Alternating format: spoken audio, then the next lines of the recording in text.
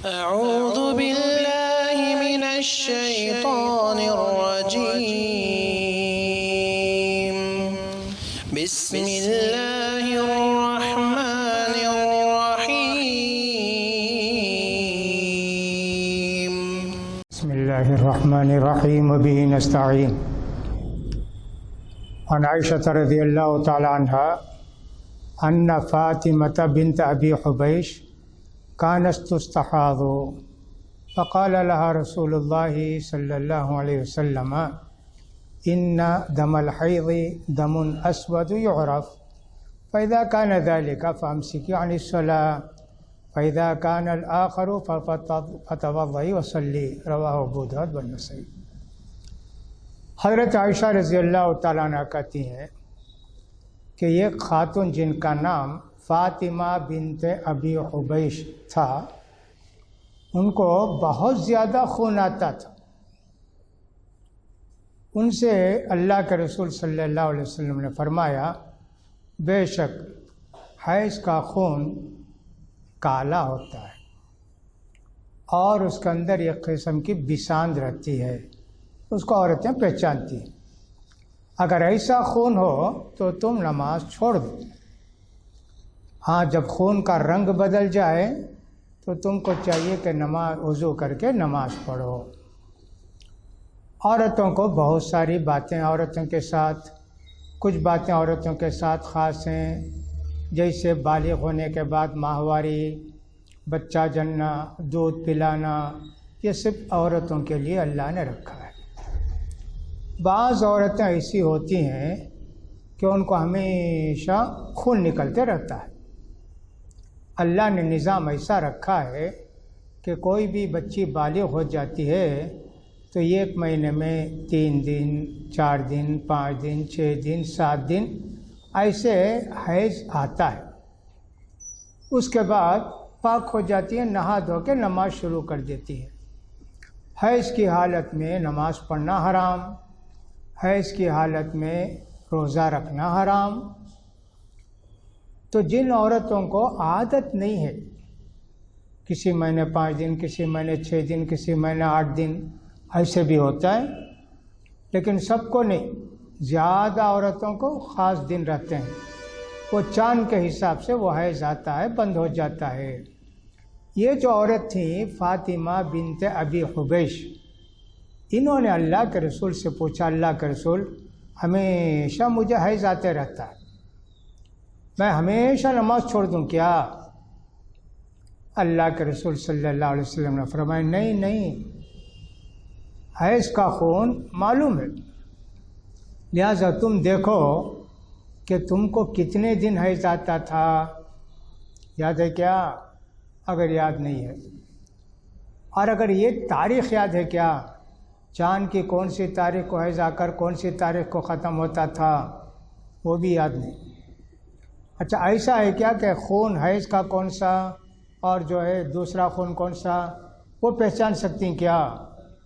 اب ان کو ذرا سا پریشانی تھی تو اللہ کے رسول صلی اللہ علیہ وسلم نے فرمایا، ایسا کرو، ہر مہینے خون دیکھتے رہو. خون کا رنگ کالا اگر ہے، اس میں بساند ہے، سمجھو یہ خون ہے حیض کا. جب تک ویسا خون آتے رہتا ہے تم نماز چھوڑ دو. روزہ نماز کچھ نہیں کر سکتے نا.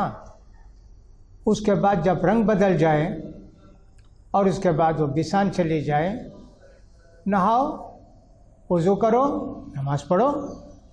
یہ اللہ کے رسول صلی اللہ علیہ وسلم نے فرمایا. اب یہاں عورتوں کے لیے بہت پریشانی کی بات، کتنی عورتیں بیچاری پریشان رہتی ہیں جن کو اس طرح کی بیماری رہتی ہے. اس بیماری کو کہتے ہیں استحاضے کی بیماری، یعنی خود بخود خون نکلتے رہتا، وہ ماہواری کا خون نہیں.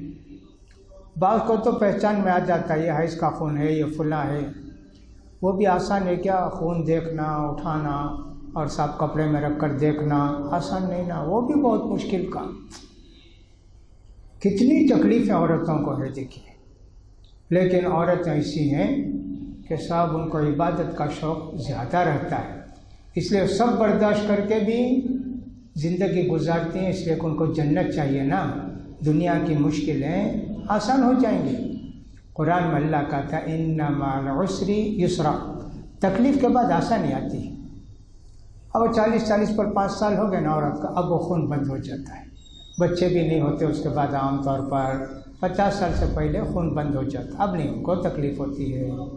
تو ایسے پریشانیاں بہت ہیں عورتوں کو، اور اتنے دن نماز بھی نہیں پڑھتی ہیں، روزہ بھی نہیں رکھتی ہیں، روزہ بعد میں قضا کرتی ہیں لیکن نماز نہیں، اتنے دن کی نماز گئی۔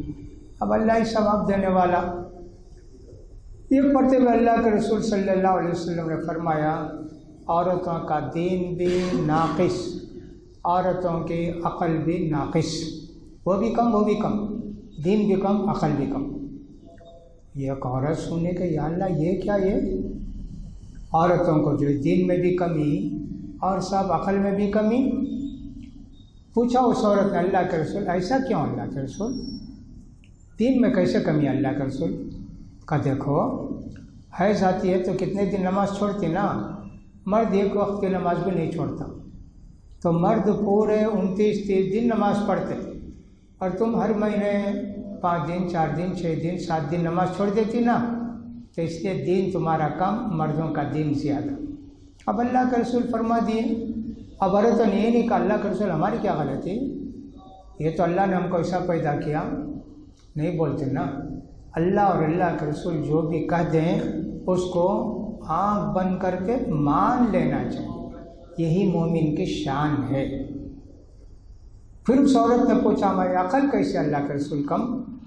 کہا دیکھو قرآن میں کیا ہے، اگر مرد گواہ نہ ملے، ایک مرد کے مقابلے میں 2 عورتوں کو گواہ بناؤ، عقل تمہاری کمزور بھول جاتی، اس لیے ایک مرد کے مقابلے میں 2 عورتوں کی گواہی برابر کر دی گئی۔ ہاں اچھا ایسا ہے کہ اللہ کا رسول مان لیا، تو لہٰذا عورتوں کو ایسی پریشانی ہوتی۔ حیض کی حالت میں کیا چیزیں منع ہیں؟ ایک تو میں نے بتایا نماز حرام، روزہ رکھنا حرام، اور اسی طرح سمجھیے کہ قرآن اٹھا کر پڑھنا بھی حرام۔ جو یاد ہے قرآن وہ اگر عورت کبھی کبھی پڑھ لیتی ہے کہ بھول جاؤں گی میں، ایسا کچھ ہے تو پڑھ سکتی ہے، لیکن دیکھ کر چھو کر نہیں، اٹھانا نہیں، جو یاد ہے اس عورت کو کچھ علماء نے اجازت دی ہے۔ لہذا قرآن کا ایک احترام ہے، قرآن کا ایک ادب ہے، اس کا بھی ہم لوگوں کو خیال کرنا چاہیے، جب یہ چل کر ہمارا ایمان کامل ہوتا ہے۔ اور کیا چیز حرام ہے عورت کے لیے؟ 3 باتیں ہوئی نا، چوتھی بات طواف کرنا حرام، طواف نہیں کر سکتی عورت حیض کی حالت میں، مکے کی مسجد کے اندر جا نہیں سکتی، یہ بھی۔ اور کیا چیز ناجائز ہے عورت کے لیے؟ عورت کے لیے یہ بھی ناجائز ہے کہ اس کا مرد اس کے ساتھ جماع کرے، صحبت کرے، یہ بھی حرام۔ حیض کی حالت میں ہرگز مرد کو بیوی سے صحبت نہیں کرنا چاہیے، حرام ہے۔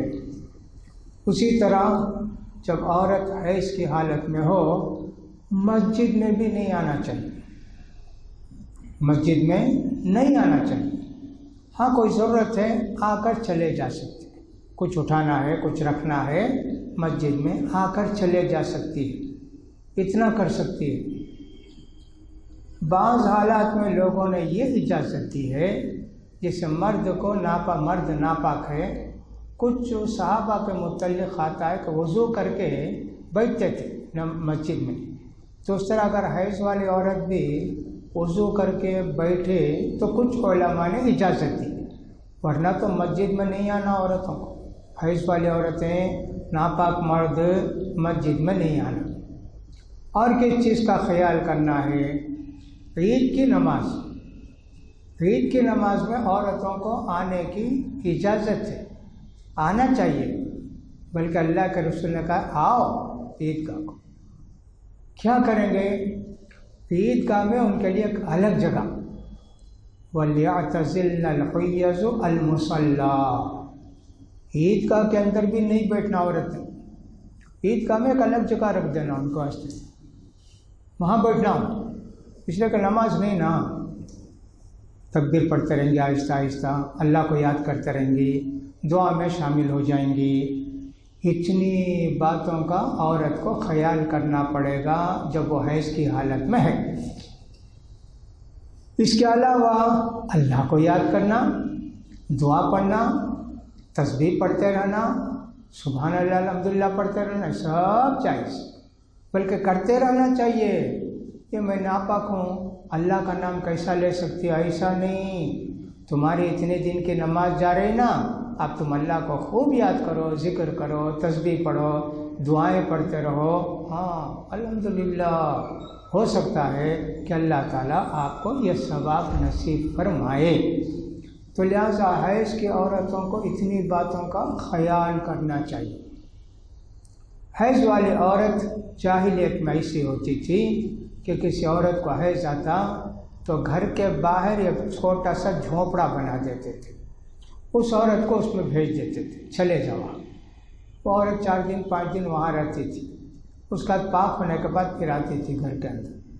ایسا کچھ لوگوں میں اب بھی عادت ہے کہ اس کو بالکل الگ، جیسے غیر قوموں کے اندر، ہندوؤں کے اندر ایسا ہے کہ حیض والی عورت کھانا پکانا نہیں، فلاں نہیں کرنا، کپڑے فلاں نہیں پہننا، اور سب مرد کو کھانا نہیں رکھنا، یہ سب ان کے اندر ہے۔ اللہ کے رسول نے فرمایا اصنعوا مع الحائض کل شیء الا النکاح، حیض والی عورت کے ساتھ ہر کام کرو سوائے جماع کے، کھانا پینا، اس کے ساتھ سونا، سب جائز۔ وہ ناپاک ہے تو اس کے خاص جگہ میں ناپاکی ہے، عورت ناپاک نہیں ہو جاتی پوری کہ سب سڑی ہوئی اس کو اٹھا کر پھینک دو، ایسا نہیں ہے۔ اسلام نے عورتوں کو اتنی عزت دی ہے۔ حضرت عائشہ رضی اللہ تعالیٰ عنہ حیض کی حالت میں ہوتی تو اللہ کے رسول حضرت عائشہ کی گود میں سر رکھ کر قرآن بھی پڑھیں، حضرت عائشہ کے گود میں سر رکھ کر اللہ کے رسول قرآن بھی پڑھے ہیں۔ اور حضرت عائشہ رضی اللہ تعالیٰ عنہ کہتی ہیں ہم میں سے کسی کو حیض ہوتا اللہ کے رسول کی بیویوں میں سے، تو اللہ کے رسول فرماتے ہیں لنگوٹ باندھ لو، یعنی اچھی طرح اس جگہ کو کپڑا باندھ لو۔ پھر اللہ کے رسول ہمارے ساتھ سوتے، خون ہمارے بھی آپ کے جسم میں کپڑے میں نہیں پڑنا، اس واسطے بولتے کہ سب اچھی طرح لنگوٹ کس لو۔ اللہ کے رسول چاہتے بوسہ دیتے، ساتھ مل کر لپیٹ لیتے، سب۔ اتنی عزت عورت کے لیے، اتنی محبت اللہ کے پیارے رسول کو اپنی بیویوں سے تھی، اس کا خیال کرنا چاہیے۔ شریعت کی باتوں پر جب عمل کرتے ہیں تو اللہ تعالیٰ خیر و برکت کی زندگی دیتا ہے، گھر میں خیر و برکت ہوتی ہے اور بہت ساری اچھائیاں خوبیاں پیدا ہوتی ہیں۔ اس لیے عورتوں کو بہت خیال کرنا چاہیے۔ ہماری عورتیں جن باتوں کا خیال نہیں کرتی ہیں ان کی طرف توجہ دلاتا ہوں۔ عورتوں کو چاہیے کہ غور سے ان باتوں کو سمجھیں۔ عبادت کرنے میں یقیناً تکلیف ہوگی، پریشانی ہوگی۔ جاڑے کے دنوں میں ہمارے یہاں تو مدراس میں جاڑا پڑتا نہیں، البتہ یو پی وغیرہ کے اندر کیا جاڑا پڑتا ہے بھائی، بہت۔ اس حالت میں سویرے فجر کو اٹھنا، وضو بنانا، مسجد کو جانا اور سب نماز پڑھنا، کتنی تکلیف ہوتی معلوم، اللہ اکبر، سوچ نہیں سکتے آپ۔ کبھی دلی ادھر ادھر گئے رہے تو سمجھ میں آئے گا، اللہ اکبر کتنی سردی پڑتی ہے بھائی۔ پوری مسجد بند رکھتے لیکن اندر گئے تو کانپتے رہتا ہے انسان، سویٹر پہنا ہے، شال اوڑھا ہے، پھر بھی برداشت نہیں ہوتی سردی۔ اب دیکھو کتنا ثواب ملے گا، ثواب ملے گا، تکلیف اٹھائے تو ثواب ملے گا۔ اب کوئی آدمی ارے جاڑا ہے، سردی ہے، کیا نماز پڑھیں، 8 بجے دھوپ نکلنے کے بعد اٹھ کے نماز پڑھ لوں گا، تو اس کے گھر میں نحوست برسے گی، برکت نہیں ہوگی۔ تو عورتوں کو بھی ایسی بعض تکلیفیں ہوں گی، ان تکلیفوں کو برداشت کر کے اگر وہ شریعت کی باتوں پر عمل کریں گی تو خیر و برکت کی زندگی نصیب فرمائے گا اللہ تعالیٰ۔ مثلا ایک عورت، ابھی رمضان گزرا نا، ایک عورت روزہ رکھی 5:25 کو اذان ہونے والی مغرب کی، 6:15 بجے حیض ہو گیا اسے، 10 منٹ پہلے اب کوئی عورت یہ نہیں سوچنا 10 منٹ اتنا ہی میں ویسے ہی رکھ کر روزہ کھولتی ہوں، نہیں، اب تمہارا روزہ حرام ہو گیا، فوراً کچھ کھا لینا پی لینا، 10 منٹ 7 منٹ 5 منٹ، وہ اللہ کی کیا مصلحت ہے اللہ کو معلوم۔ اگر کچھ بھی کھانے پینے نہیں ہے نیت کر لینا میرا روزہ نہیں، میں روزہ توڑ ڈالی، کچھ بھی نہیں ہے کھانے پینے گھر میں، نہ پانی ہے نہ کھجور ہے نہ کوئی اور چیز ہے، نیت سے روزہ توڑ لینا، میں روزہ توڑ لیا، ختم میرا روزہ۔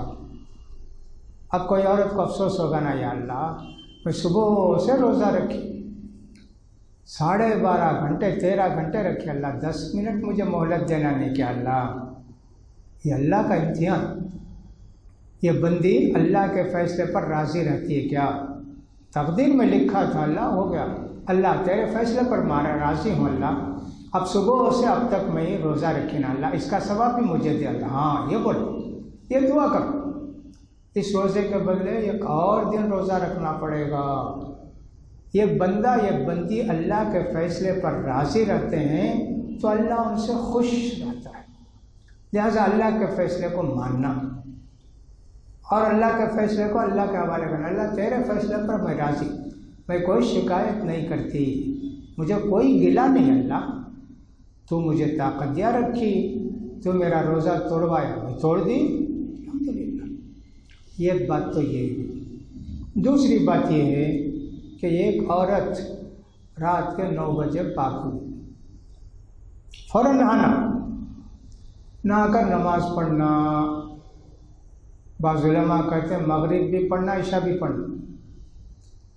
عام طور پر عورتیں ایسی ہوتی ہیں کہ رات کے 9-10 بجے پاک ہوئی نا، نہاتی نہیں، کل صبح کو نہائیں گے 7-8 بجے، حرام ہے نا، رات بھر فرشتے تمہارے قریب نہیں آئیں گے، رات بھر تمہاری برکت کی زندگی نہیں، ایسی غلط زندگی، کچھ بھی ہو نہانا پڑے گا تم کو، سردی کے دن ہے، گرمی کے دن ہے، ٹھنڈا پانی ہے، گرم پانی ہے، کچھ بھی نہیں، بخار ہے، طبیعت اچھی نہیں، تیمم کر لو، تیمم کر کے تم کو مغرب کی نماز عشاء کی نماز پڑھنا چاہیے، دونوں نماز پڑھنا پڑے گا۔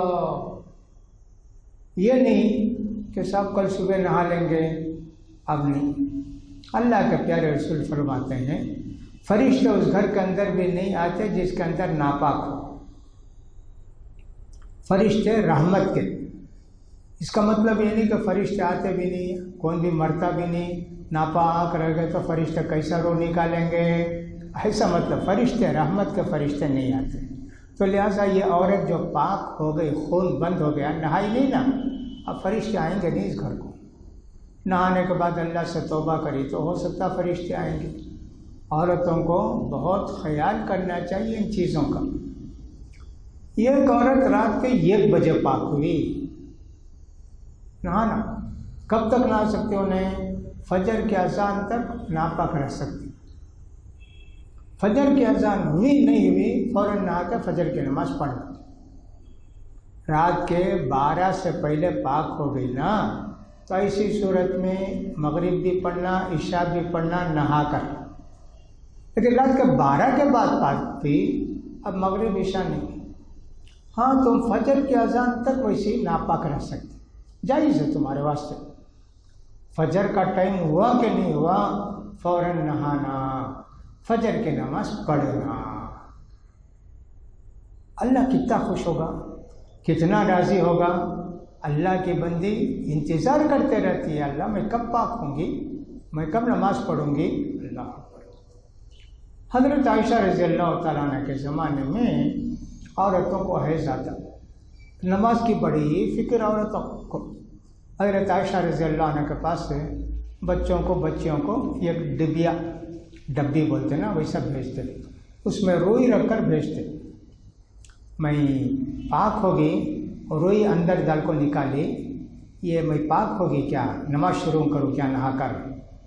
حضرت عائشہ رضی اللہ عنہ کہتی ہیں کیوں اتنی جلدی کرتے، روئی ایک دم صاف نکلی سفید، سمجھو حیض بند ہو گئی، نہیں تو آخر میں ایک سفید پانی نکلتا، حیض ختم ہونے کے بعد عورت کو پیشاب کی جگہ سفید پانی نکلتا، وہ پانی نکل کے بعد تم لوگ پاک ہو، جلدی کیوں کرتے؟ رات میں بھیجتے بچوں کو بچیوں کو ڈبیا دے کر کہ حضرت عائشہ سے جا کر پوچھ کر آؤ بھائی پاک ہو گئی کیا۔ کتنی خواہش تھی ان عورتوں کو نماز کی، عبادت کی، کہ جلدی سے جلدی پاک ہو کے پھر ہم اللہ کو یاد کریں، نماز پڑھیں، ایسا ان کا حساب تھا۔ یہ ایک عورت سمجھیے کہ صاحب رات کے 4 بجے پاک ہو گئی، رمضان کا مہینہ سمجھ لیں تھوڑی دیر کے لیے، فوراً نہا کر روزہ رکھنا، فوراً نہا کر روزہ رکھ لینا ضروری ہے، اس کے لیے فرض ہو گیا روزہ۔ اور اگر یوں سمجھو کہ صاحب فجر کی اذان 4:30 بجے ہے سمجھو، اب 4:15 کو پاک ہوئی عورت، خون بند ہو گیا اس کا، اب انہیں نہا کر سحری کری تو کہاں سے ہوگا؟ نہانے بھی آپ پاؤ گھنٹہ 10 منٹ لگ جائے گا، زیادہ بھی لگ جائے گا نا، اس لیے فوراً سحری کر لینا، ناپاکی چلے گی نا، اب تو نہائی نہیں البتہ، اب فوراً روزہ رکھنا، اس کے بعد نہا لینا۔ اتنے احکام عورتوں کے ساتھ ہیں، حیض کے معاملے میں اتنی باتیں عورتوں کے لیے، ان ساری باتوں کا جاننا عورتوں کے لیے ضروری ہے۔ ہماری بہت ساری عورتیں یہ سب باتیں جانتی نہیں ہیں۔ بعض عورتیں ایسا سمجھتی ہیں کہ یہ سب مسئلے بولے تو کیا شرم نہیں سو بولتے، شریعت کی باتوں کے اندر شرم نہیں۔ اللہ کے پیارے رسول ساری باتیں بولتے تھے، جوان لڑکیاں آ کر اللہ کے رسول سے مسئلہ پوچھتی تھیں، اللہ کے رسول ان کو بتاتے تھے، لہٰذا دین کی باتوں میں، شریعت کے باتوں میں شرم وغیرہ کا کچھ مسئلہ ہی نہیں، یہ سب باتیں کرنا، ہونا، بتانا ضروری ہے۔ ہماری کتنی عورتیں ایسی ہیں کہ صاحب بال نکالنا ضروری ہے، ناخن کاٹنا ضروری ہے، مرد ہو یا عورت ہو، 1 دن 2 دن 20 دن 30 دن 35 دن 38 دن 39 دن 40 دن بھی چھوڑ ڈالے جائز ہے۔ 40 دن گزرنے کے بعد 1 دن بھی ناخن کاٹے بغیر نہیں رہنا۔ 40 دن کے ایک بار کاٹتے کیا کاٹو۔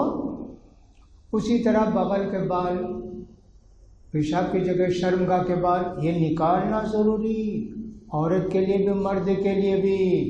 چھوڑ دیے 40 دن، اب اس کے بعد چھوڑے گناہ۔ یہ مرد بھی عورتیں بھی ان سب باتوں کا خیال نہیں کرتے، یہ سب طہارت میں آتا، پاکی میں آتا، ان ساری باتوں کا خیال کرنا انتہائی ضروری ہے، مردوں کے لیے بھی عورتوں کے لیے بھی۔ اور اگر کوئی مرد کوئی عورت ہر جمعے کو یہ سب کر لیتا ہے، بغل کے بال نکالا، شرمگاہ کے بال نکالا، ناخن کاٹ لیا، نہا دھو کے مسجد کو آ کے خطیب کے قریب بیٹھ کر جمعے کا خطبہ سنا، اور سب کسی کو لڑایا بھی نہیں اور بیکار کام بھی نہیں کیا، 8 دن کے گناہ معاف ہوتے۔ عورتیں بھی اگر چاہیں تو ہر ہفتے اور جمعے کو پاک ہو سکتی ہیں۔ تو لہٰذا شریعت کی باتوں پر عمل کرنا ضروری ہے۔ شریعت کی باتوں پر کب عمل کریں گے؟ شریعت کی باتیں معلوم ہو تو عمل کریں گے۔ اس لیے جن کو احکام بولتے دین کی باتیں، ان کا جاننا ضروری ہے۔ اس لیے حدیث کی کتابیں پڑھنا، وہ حدیث کی کتابیں صرف احکام کے متعلق تھے نا، ویسی کتاب پڑھ کر دیکھنا کہ سب اللہ کے پیارے نبی ہمارے تعلق سے کیا بتائے ہیں، مرد ہو عورت ہو۔ ہمیں کتنے لوگ ایسے ہیں 60 سال ہو گئے، 50 سال ہو گئے، 70 سال ہو گئے، نماز پڑھنے نہیں آتا، نماز کبھی دیکھے نہیں ہو، حدیث میں اٹھا کے نماز کیسے پڑھنا، کبھی کسی مولوی صاحب سے پوچھے بھی نہیں نماز کیسے پڑھنا، لوگ کیسے پڑھتے ویسے نہ پڑھتے۔ حالانکہ اللہ کے پیارے رسول فرماتے ہیں میں کیسے پڑھتا نماز ویسے پڑھو۔ اب اللہ کے رسول کی نماز ہی نہیں معلوم ہو تو ویسی نماز کیسے پڑھیں گے؟ 60-70 سال ہو گئے، اب ان کو ڈر نہیں کیا اللہ کا کہ صاحب اللہ کو حساب دینا ہے، قیامت میں اللہ پوچھے گا تو نماز پڑھانا تیری نمازیں پوری غلط تھیں، برابر رکوع نہیں تھا، برابر سجدہ نہیں، تیری نمازیں قبول نہیں ہوئی۔ ان کو اللہ کا ڈر ہوتا، چھوٹی چھوٹی باتیں پوچھتے نماز کی، کہ مولوی صاحب یہ کیسا کرنا، سو ویسے کیسا کرنا، یہ کیا دعا پڑھنا، سجدے میں کیا، رکوع میں کیا پڑھنا، شرم کیے بغیر پوچھتے۔ بس بڈھے ہو گئے، سمجھنا بیتا بڈھا ہو گیا، پوچھے تو مولوی صاحب کیا سمجھتے کہ شرم آتی نا، اللہ کے سامنے شرم آئے گی نہیں کیا؟ پورے دنیا کے لوگ ہوں گے وہاں، ان کے سامنے ہم کو بڑے ہو کر جواب دینا ہے۔ اس لیے میرے بھائیوں، دین کی باتیں چھوٹی سے چھوٹی بھی ہمیشہ سننے کی کوشش کرو۔ مسلمانوں میں ایک زمانے میں شوق تھا دین کی باتوں کو سننے کا، اتنے لوگ جمع ہو جاتے تھے کہ صاحب جگہ نہیں رہتی تھی۔ جیسے امام جوزی رحمۃ اللہ علیہ، ان کی تقریر ہوتی 60,000 70,000 آدمی بھر جاتے، جگہ نہیں ملتی تھی لوگوں کو، ایسے ہوتا تھا، بعض لوگ ایسے ہوتے۔ اسی طرح ہم نے دیکھا امام بخاری رحمۃ اللہ علیہ حدیث سناتے، 40,000 50,000 آدمی بیٹھ کر سنتے۔ یہ نہیں سمجھنا کہ ان کو کیا بھی کام نہیں تھا، بیکار لوگ تھے، نہیں نہیں نہیں نہیں نہیں، بڑے بڑے تاجر، بیپاری، کاروباری لوگ، وہ لوگ جو ہے نا بیٹھ کے دین کی باتوں کو سنتے، آخرت پر ان کو یقین کہ اللہ کے ہم کو بہت زیادہ ثواب ملنے والا ہے، اس لیے دین کی باتوں کو سنتے تھے۔ علماء کی کتنی قدر تھی، اللہ بولنے نہیں۔ سلیمان اعمش ایک آدمی تھے، ہارون رشید پوری دنیا کا بڑا بادشاہ، پوری دنیا کا مسلمانوں کا بادشاہ، اتنا بڑا بادشاہ۔ اب یہ ان کی آنکھ نہیں، خلیفے کے گھر میں کھانا کھاتے ان کو بچوں کو پڑھا کے، ہاتھ دھونا نا، بادشاہ ان کا ہاتھ دھلاتے، نابینا انہوں ایسا۔ اس کے علاوہ اور دیکھو، ہارون رشید کے 2 بیٹے امین مامون، وہ ان کے استاذ کے پاس پڑھ کے، اب استاذ جاتے نا باہر جوتے پہننا نا، دونوں بیٹے کھڑے ہو جاتے، لڑتے، میں پہناؤں گا جوتا، میں پہناؤں گا، یہ لڑائی۔ ہارون رشید پوچھتے کیا بیٹے کیوں لڑتے ہو؟ کہا دیکھو میں جوتا پہناؤں گا، کہا میں پہناؤں گا۔ ہارون رشید بولتا اچھا ایک جوتا تم پہناؤ، ایک جوتا تم پہناؤ۔ کتنی عزت تھی علماء کی، اللہ اکبر، یہ علماء کی عزت تھی۔ کیوں علماء کی عزت تھی؟ اس لیے کہ علماء دین کی باتیں بتاتے، اور دین اللہ کا، اللہ کے رسول کا، وہ قدر تھی مسلمانوں کے پاس، اللہ اکبر۔ امام مالک رحمۃ اللہ علیہ کے متعلق بہت سارے واقعات ذکر کیے جاتے ہیں، بہت اللہ والے امام مالک رحمۃ اللہ علیہ، ان کے بہت سارے واقعات ہیں۔ امام شافعی رحمۃ اللہ علیہ ایک دن گئے، ان کے پاس جانا تھا ان کو، ملک شام کو، مدینہ گئے، امام مالک رحمۃ اللہ علیہ سے ملے۔ جب ان کو معلوم ہوا کہ یہ شافعی ہیں، محمد بن ادریس شافعی، بہت خوش ہوئے، ان کو بہرحال کھلایا پلایا جو کچھ گھر میں ہوتا ہے۔ اس کے بعد ان کو جو ہے سونے کے لیے جگہ دے دی، یہاں جگہ سو جاؤ۔ اب ایک لوٹے میں پانی رکھ دیے، سویرے اٹھ کر دے گئے تو پانی ویسی ہے۔ ان کو ذرا تعجب ہوا کہ یہ کیسا آدمی ہے، اتنا بڑا امام، حدیث جاننے والا، تعجب پڑا نہیں کیا یہ؟ ان کو غصہ بھی آیا، لیکن صاحب تعجب نہیں پڑے تو کیا برکت رہے گی زندگی میں؟ امام شافعی رحمۃ اللہ علیہ نے کہا رات کا جو وضو تھا نا، میں اتنا خوش ہوا آپ سے مل کر کہ اللہ کے رسول کی حدیث آپ سے سنی بتائیں، نیند آئی نہیں مجھے، وہی عشاء کی نماز سے میں وضو بھی تہجد پڑھا، امام مالک کو بڑی خوشی۔ اچھا، تو پھر امام شافعی رحمۃ اللہ علیہ بہت دن رہ کر امام مالک کے پاس چلے گئے ملک شام کو، وہاں جا کر علماء حدیث سب سن کر واپس آئے امام مالک رحمۃ اللہ علیہ کے پاس۔ فجر کی نماز کو گئے، نماز کے بعد دیکھے تو امام مالک ذرا دیر سے مسجد سے نکلتے نا، دیکھے تو لائن سے کھڑے ہیں لوگ، کوئی گھوڑا رکھا ہے، کوئی اونٹ رکھا ہے، کوئی بکری رکھا ہے، کوئی کپڑا رکھا ہے، کوئی پیسہ رکھا ہے، سب امام مالک رحمۃ اللہ علیہ گزرتے نا، سلام کرتے، یہ فلاں صاحب آپ کو تحفہ بھیجیں 10 بکری، یہ 4 اونٹ، یہ فلاں گھوڑے، کپڑے، پیسے، گھر تک لائن سے کھڑے ہیں۔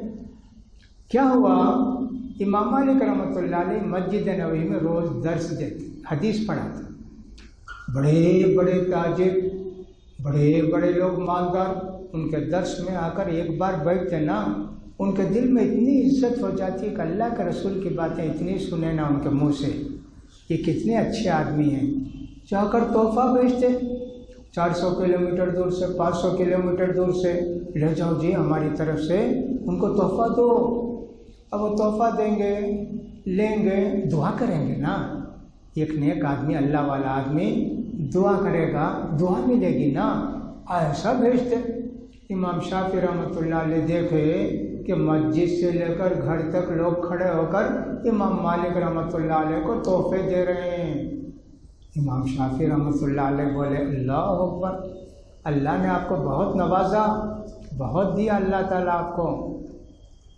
امام مالک رحمۃ اللہ علیہ کا دل کتنا بڑا تھا، بولے مسجد کی سیڑھی سے لے کر میرے گھر تک جتنا مجھے تحفہ ملا یہ پورا تحفہ تم کو، مجھے ایک پیسہ بھی نہیں چاہیے۔ ضرورت تم کو رہی ہوگی امام مالک کو، یہ پیسہ نہیں دے، پورا تحفہ میں خوشی سے تم کو دیا۔ تو مکے سے آئے نا، اللہ کے رسول کے خاندان، قریش کے خاندان کے نا، دے دیا۔ اب امام شافعی رحمۃ اللہ علیہ اٹھا کر جا رہے ہیں یہ سب چیزیں مکے کو۔ ان کی امی جب بھیجی امام شافعی کو پڑھنے کے لیے، جاؤ علم حاصل کر کے آؤ، عالم بن کر آؤ۔ بیچاری کیا تھا ان کے پاس، کھانے نہیں، پینے نہیں، 2-4 روپئے تھے، امام شافعی کو دے کر بھیج دیا، جاؤ اللہ کے راستے میں۔ اب امام شافعی اتنے دنوں کے بعد، سالوں کے بعد سمجھو آ رہے مکے کو، پورے مکے والے نکل کر آئے، ہمارے بستی کے عالم صاحب آ رہے ہیں، محمد بن ادریس شافعی آ رہے ہیں، پورے لوگ مکے سے باہر آ کر استقبال کے واسطے کھڑے ہیں۔ امام شافعی رحمۃ اللہ علیہ یہ سب چیزیں جو امام مالک دیے نا سب اٹھا کے لا رہے ہیں، اونٹ بھی ہیں، بکریاں بھی ہیں، گھوڑے بھی ہیں، کپڑے بھی ہیں، پیسے بھی ہیں، کیا کیا لائے ہیں بے شک۔ سب لوگ استقبال کیے امام شافعی رحمۃ اللہ علیہ کا۔ امام شافعی رحمۃ اللہ علیہ ہر طرف دیکھے میرے امی نہیں ہے نا، پوچھا میری امی نہیں آئی کیوں؟ کہا دیکھو وہاں بیٹھے دیکھو۔ ہاں امام شافعی رحمۃ اللہ علیہ گئے، امی کو جا کے سلام کیا، تو امی نے پوچھا بیٹے میں تو تجھے علم حاصل کرنے کے لیے بھیجی، تو یہ بکری بھی، اونٹ بھی، گائے بھی کیا لایا بیٹے؟ کھنی امی، اور سب تحفے میں ملے تو میں لے کر آیا۔ تم کو تحفے ملے تو دے دینا چاہیے، تحفے میں کیا ضرورت ہے سب کرنے کی؟ ایک آدمی تم کو اتنا دیا تو اتنے آدمی سب کو تقسیم کر دینا نہیں؟ امی جان کو غصہ ہے کیا، جا کے بولے بھائی یہ پورے اونٹ بھی، بکریاں بھی، اور سب فلاں بھی تم لوگ اٹھا لو، کپڑے بھی، فلاں بھی، جو کچھ ہے سب اٹھا لو تم لوگ، سب وہیں بانٹ دیا۔ پھر امی کے پاس گئے، جا کر بولے سب میں بانٹ دیا امی، اب میرے پاس، تیرے پاس کچھ بھی نہیں ہے، پیسہ بھی نہیں رکھا، نہیں 5 روپیہ رکھا ہوں، اب جائیں گے گھر میں کچھ کھانے پینے کے لیے، میں جب بھیجی تو میرے پاس 1 پیسہ بھی نہیں تھا، اللہ مجھے کھلایا پلایا، اب تو 5 روپیہ رکھ کر کھاتا پیتا کیا؟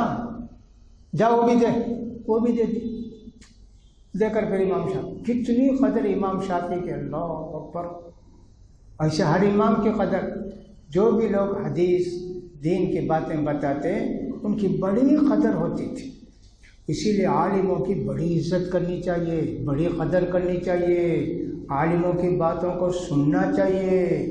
میں نے کتنے واقعات آپ کو سنائے، اور کتنے واقعات ہیں کہ بڑے بڑے بادشاہ بھی علماء کی بڑی قدر کرتے تھے، بڑی عزت کرتے تھے۔ اب ہمارے یہاں وہ سب ختم ہو گیا، ایک تو دین کی باتوں کو سننے کا شوق نہیں ہے، اور دوسری بات یہ ہے کہ سب علماء کی بھی قدر نہیں ہے، تیسری بات یہ کہ بعض غلط علماء پیدا ہو کر علم کی فضیلت برکت کو برباد کر دیے۔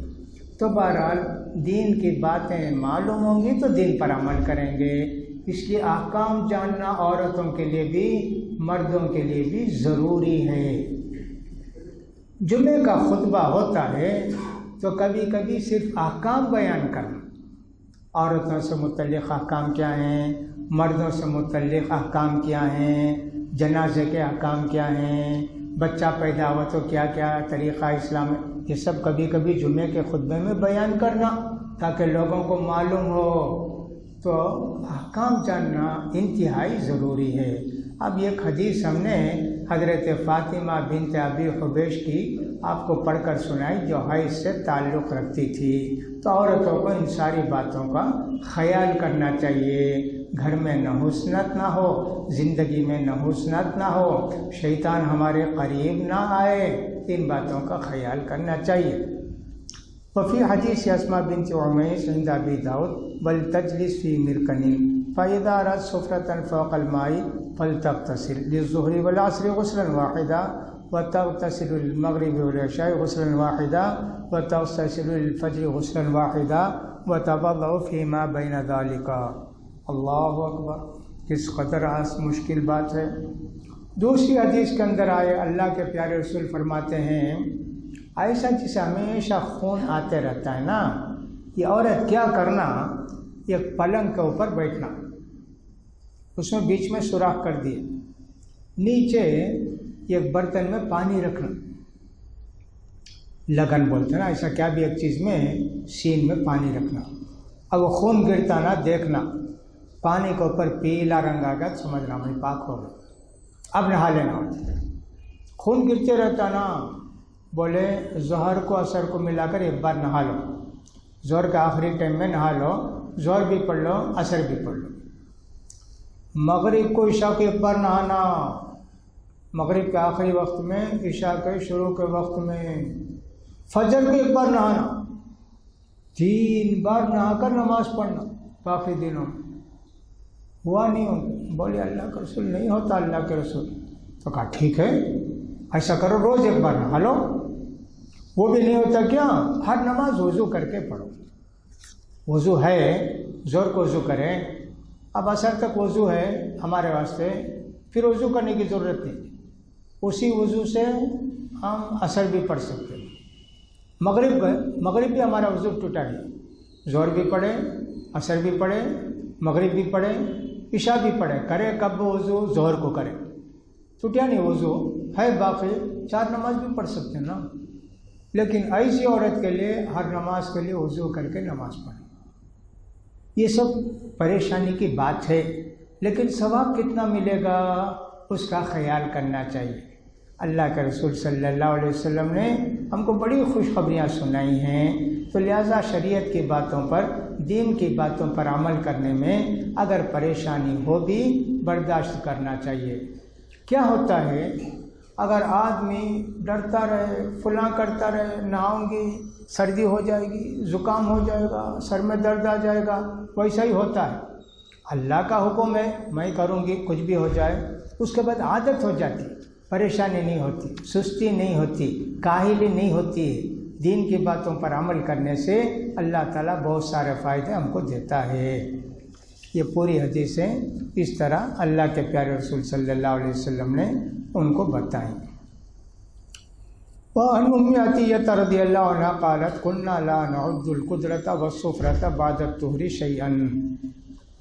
عورتوں کی ایک اور بات ہوتی ہے، پاک ہو گئے، نہا لیے، دھو لیے، نماز شروع کرے، ظہر پڑھ لیے، عصر پڑھ لیے، اب کبھی کبھی کیا ہے پیشاب کی جگہ سے پیلا کہتے بھی گرتا، یہ تو مٹی کے رنگ کا کہتے بھی نکلتا، اب پریشان ہوتی ہیں، یا اللہ پھر بھی نہیں پاک ہوگی کیا، ناپاک ہوگی کیا؟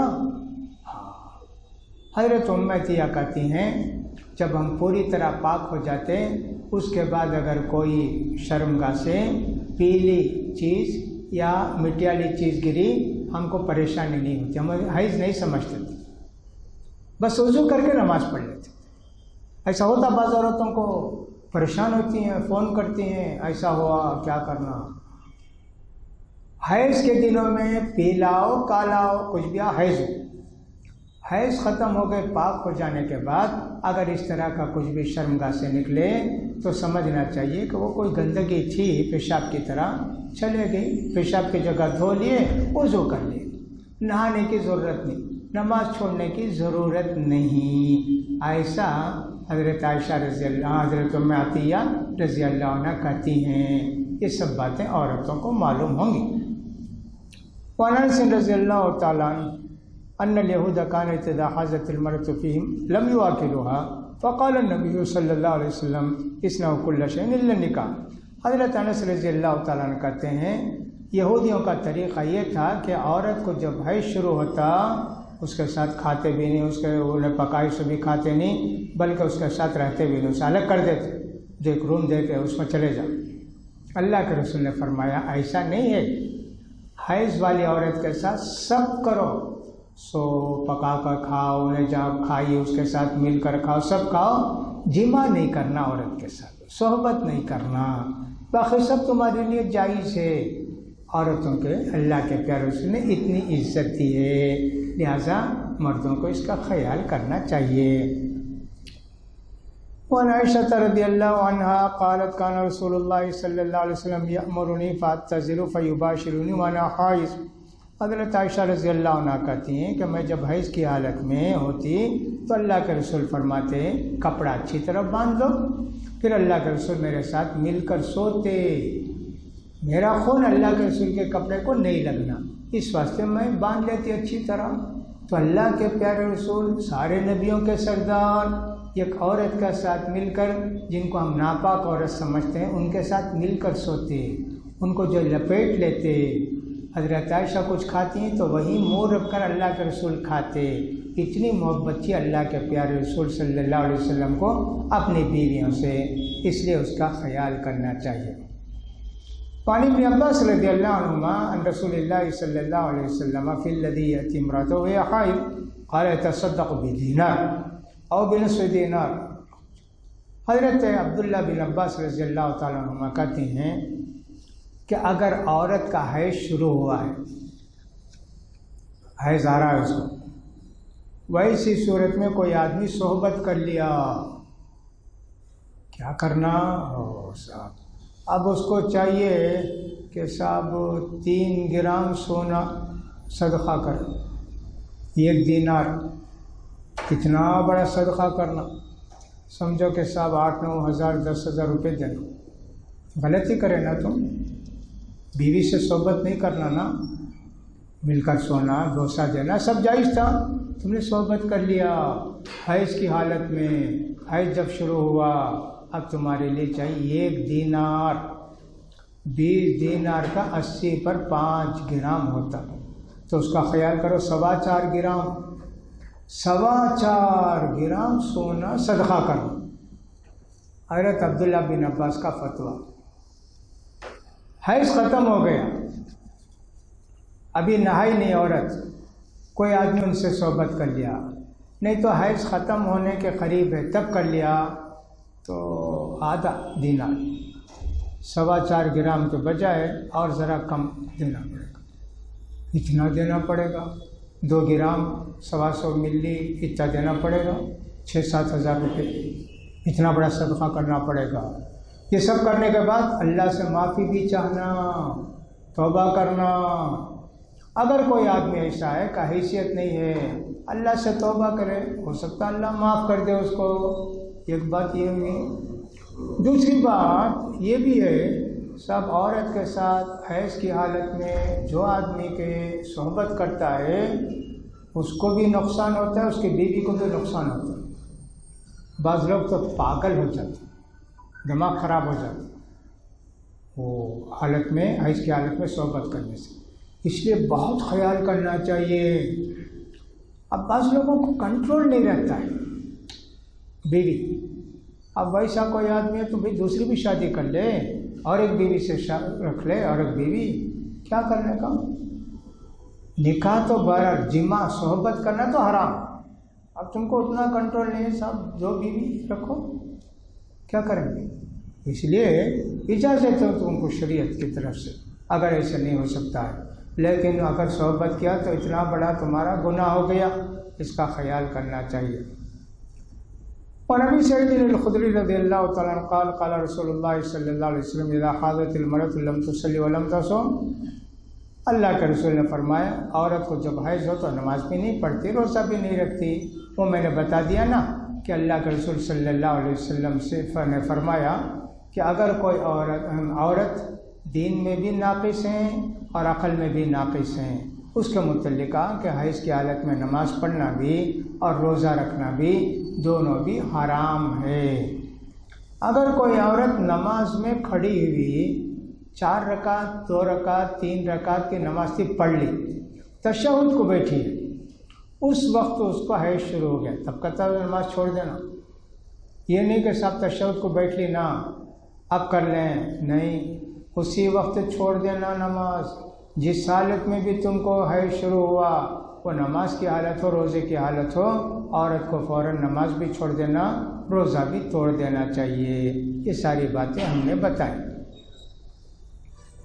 وعن معاذ بن جبل رضی اللہ تعالیٰ عنہ انہ سأل النبی صلی اللہ علیہ وسلم ما يحل للرجل من امرأته وهي حائض فقال ما فوق الازار۔ حضرت معاذ بن جبل رضی اللہ تعالیٰ عنہ نے پوچھا کہ نبی کریم صلی اللہ علیہ وسلم سے اگر بیوی حیض کی حالت میں ہو ہمارے لیے کیا جائز ہے؟ کہا کہ صاحب شرمگاہ کے اوپر سب کچھ تمہارے واسطے جائز ہے، شرمگاہ تمہارے واسطے حرام ہے، شرمگاہ کے اوپر تمہارے واسطے سب کچھ جائز ہے، اپنی بیوی کے ساتھ لپیٹ لو، سو جاؤ، جو چاہے کرو۔ صحابہ کو اللہ کے رسول مسئلہ بولتے وقت بہت کلیئر کٹ بولتے، چھپا کر آدھی بات ادھر آدھی بات ادھر نہیں۔ آپ بولے کہ صاحب پیشاب کی جگہ سے اوپر کا پورا تمہارے واسطے جائز، اس کے پیٹ میں کھولے دیکھے سوئے، ہاں جائز ہے نا تمہارے واسطے، سب جائز ہے۔ ہاں شرمگاہ سے خراب خبردار، وہ چیز تمہارے لیے حرام ہے، صحبت تم نہیں کر سکتے۔ یہ ہمارے پیارے نبی نے حضرت معاذ بن جبل رضی اللہ تعالیٰ عنہ کو بتایا، اس کا خیال کرنا بھی ہمارے لیے ضروری ہے۔ اور ام سلمہ رضی اللہ عنہ قالت كانت النفساء تعقد على عهد النبي صلی اللہ علیہ وسلم بعد نفاس 40 يوما وفي لفظ له ولم يأمرها النبي صلی اللہ علیہ وسلم بقضاء صلاة النفاس۔ حضرت ام سلمہ رضی اللہ عنہ کہتی ہیں کہ اللہ کے رسول کے زمانے میں عورت کو بچہ پیدا ہوتا تو 40 دن تک وہ بیٹھتی، خون نکلتے رہتا نا 40 دن، چلہ بولتے نا ویسا عورتوں کا چلہ۔ پھر 40 دن کی نماز بھی نہیں عورت کو، 1 دن کی پڑھنے کی بھی ضرورت نہیں، 40 دن نماز چھوڑ گئی نا، نہیں پڑھنے کی ضرورت نہیں، معاف اتنے دن کی نماز۔ لیکن یہ نہیں بھی سمجھنا چاہیے کہ صاحب عورت کو اگر حیض ہو تو 40 دن تک نماز نہیں پڑھنا، بیٹھے رہنا، یہ بچہ پیدا ہو 40 دن تک نماز نہیں پڑھنا، روزے نہیں رکھنا، ایسا نہیں ہے حکم۔ حکم کیسا ہے؟ اگر کسی عورت کو بچہ پیدا ہوا 10 دن میں، 15 دن میں، 12 دن میں، 8 دن میں، 20 دن میں پاک ہو گئی، فوراً نہا کے نماز روزہ شروع کر دینا۔ 40 دن تک بھی بند نہیں ہوا خون، اب پھر نہا کر نماز روزہ شروع کر دینا، ایسا حکم ہے۔ بند ہو گیا 5 دن میں، 10 دن میں، 20 دن میں، الحمدللہ نہا دھو کر نماز پڑھو۔ 40 دن اپنے بیٹھنا، بیٹھے 40 دن ہو گئے بند نہیں ہوا، تو بند نہیں ہوا تو اب نہا دھو کر نماز پڑھو، اب اس کے بعد نہیں۔ لڑکا پیدا ہو تو حیض کا خون جلدی، نفاس کا خون، بچے کا خون جلدی بند ہو جاتا۔ لڑکا پیدا ہو تو، لڑکی پیدا ہو تو ذرا زیادہ دن تک خون رہتا، لڑکا پیدا ہو تو آسانی سے پیدا ہوتا، لڑکی پیدا ہوتی تو ذرا مشکل ہوتی۔ کیا کیا اللہ تعالیٰ رکھا ہے عورتوں کے ساتھ، اللہ اکبر۔ ان ساری باتوں کا خیال کرنا ایک مسلمان عورت کے لیے ضروری ہے۔ یہ سب مسائل ہیں، دین کی باتیں، ان کا جاننا ہر عورت کے لیے ضروری ہے، ان باتوں کا ہم کو خیال کرنا چاہیے۔